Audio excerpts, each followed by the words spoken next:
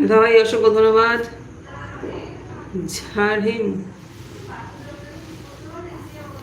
ঝাড়াহিম ঝাড়াহিম লিখেছি তোমার চুল লম্বা কেন দাদাভাই? অসংখ্য ধন্যবাদ দাদাভাই লাইভে আসার জন্য। একটু লাইক করে দেবেন, আর নতুন হয়ে থাকলে একটু সাবস্ক্রাইব করে দেবেন দাদাভাই। দাদাভাই কেমন আছেন?